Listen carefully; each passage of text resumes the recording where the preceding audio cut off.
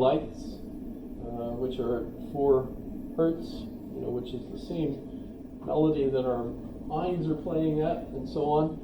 So it's very important that you have the right cover in your microtubules. By the way, some people that seem to be psychotic or are definitely psychotic, apparently one of the possible reasons for that is their microtubules are not as thick, and as a result more signals are interfering in the flow of their information and so on. But main thing that I'm trying to get to is the quarks in your microtubules are quantum particles, and quantum particles are non-local. They don't just interact between things that are physically approximate, near, right? They don't bump into things. They instead are entangled throughout time and space. So when we look at the space-time cone of Einstein, we can think of ourselves as entangled with all of the particles throughout time and space. So when I ask you the question, what did you have for your birthday cake on your 13th birthday? Do you remember it? What am I asking you to do? I'm asking you to mentally time travel to that occasion. And if you're remembering what the cake looked like, I won't ask how many candles you had on it because it'll probably be 13. I don't know why I picked 13. What was your favorite birthday? I don't know. You don't have a favorite birthday? Nick, did you have a favorite birthday? Probably when I was like 4. Do you remember any of the events? I just remember the cake.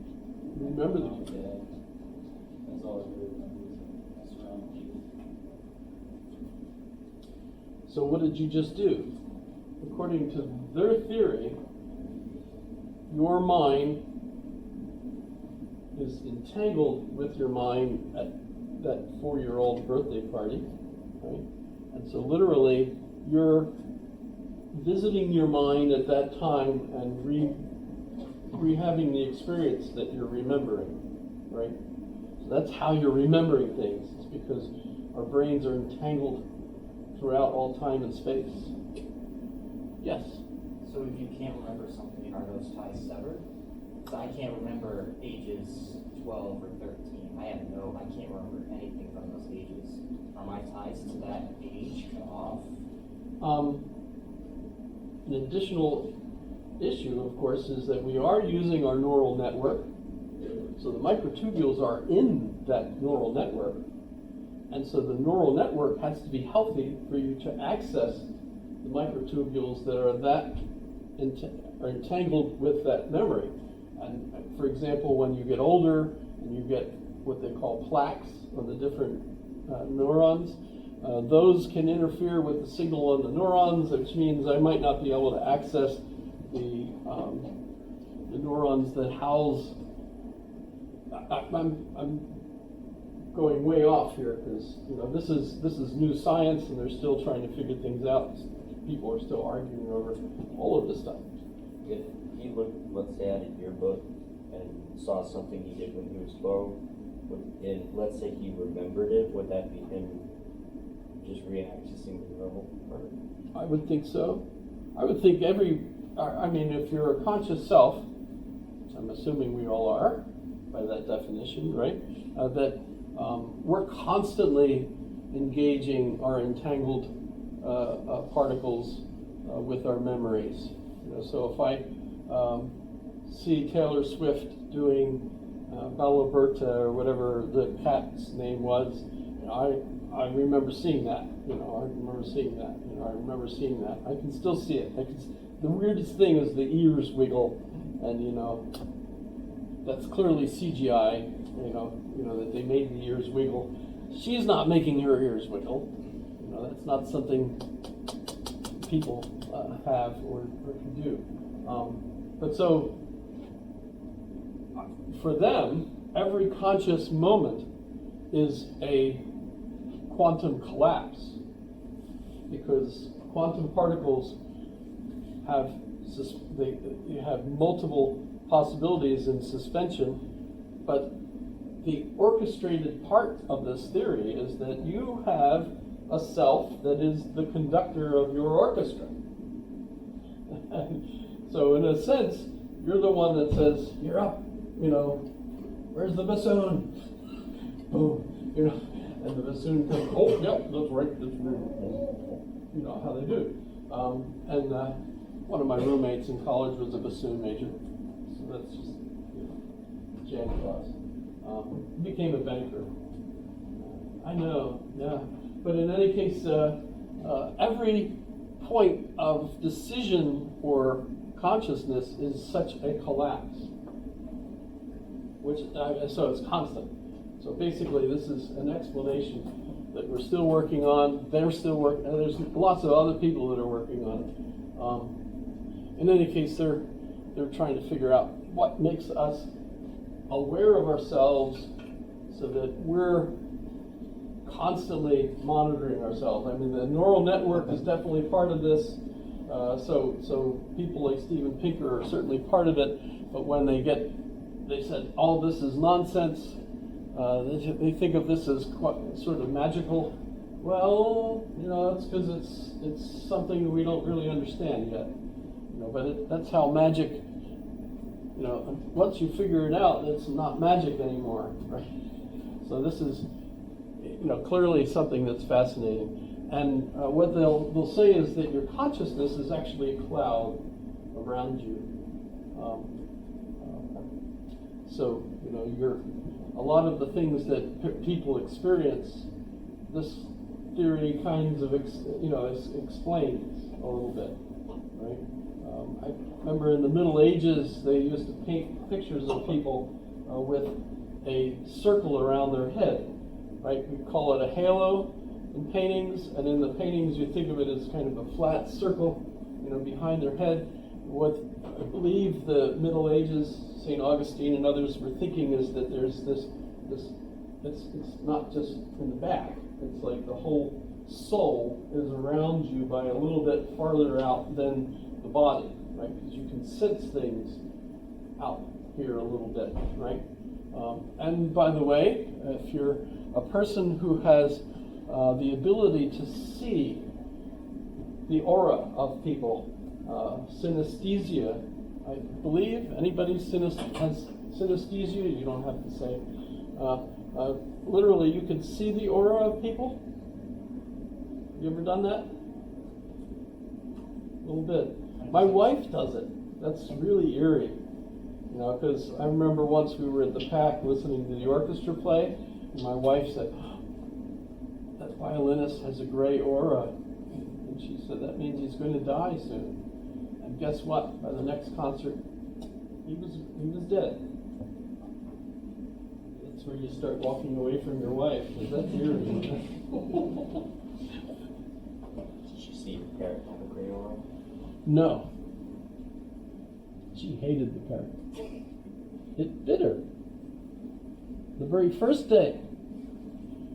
I brought it in. It had its wings. It could fly. In fact, I let it outside, and it would fly up in the tree and sit there for a while, and then it was time to come in, and it would come in.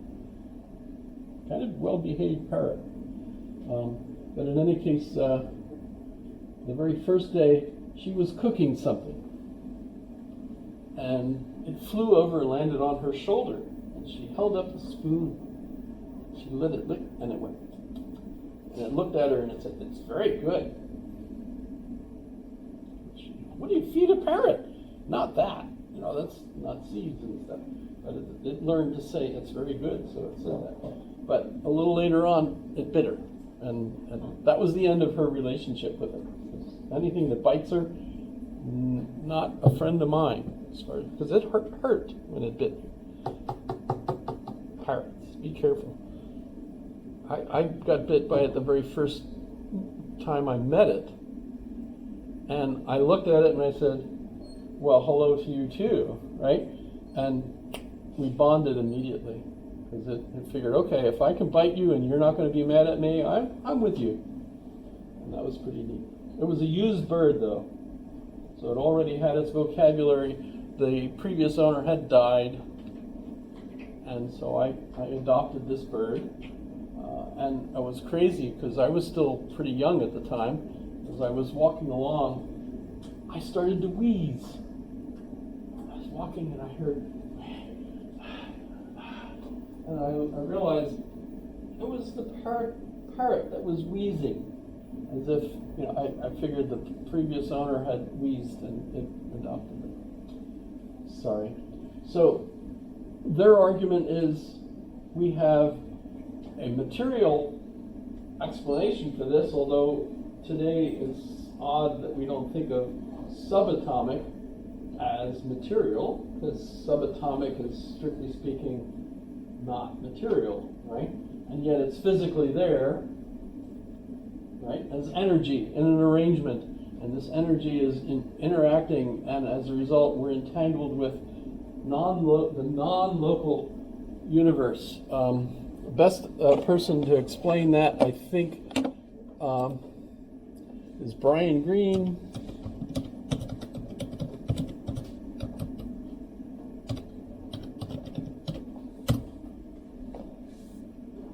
Non-locality. So look Brian Greene up if you're interested about non-locality and how entanglement works. Very interesting. But so as a result of this, it seems like a lot of the things that people have considered to be part of your soul has an explanation. So when we go back to Plato and the Phaedo, Socrates is calm approaching his death. It's not at all like Steve Martin's sketch. And they get into this argument over, does philosophy prepare someone for death? The true philosopher should not fear death because philosophy is essentially a preparation for dying. Let me bring this up as an aside here.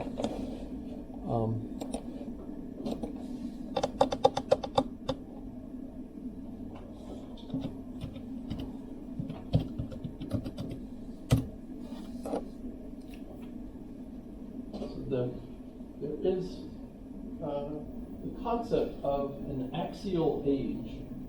And the interesting aspect of this is that the, not axis, axial.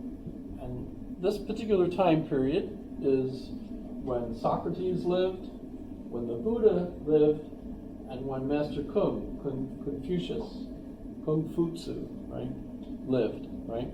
They're all not exactly the same years, but very close. And what it seems to be the case is that at about the same time, in Greece, in India, and in China, these major civilizations that were there at the time, an individual, maybe even a group of individuals, ended up coming to a conflict with the Euthyphro, really, of their day, right? Euthyphro, the priest who knows the gods, right? So in all these civilizations, you have religions where the gods are understood by a priesthood caste, and at about the same time in all of these civilizations, which is fascinating all on its own, right? Some individual rebels against them and brings in reason, thinking, in a sense that is critical thinking. And so that you end up then with someone like Socrates, who's critical of the priesthood and how they know what piety is. Should we think of piety? Should we define piety? Instead of listening to someone tell us what pious is, and know that can't work because you got this God does this God does this. That definition of piety can't work. There's too many different variations that don't all hold together. The word pious must mean something. So let's figure out what that definition is. And that means we're doing the reasoning instead of getting this message from some divine authority, right? Or you might phrase it a different way and say that the divine authority is talking to all of us through our reason, right? And that's how we should think. Confucius apparently does the same sort of thing. It's not exactly the same, but if you study Master Kung, he imposes kind of a order on the way things are done, a rational order on the way things are done. And the Buddha tests all the different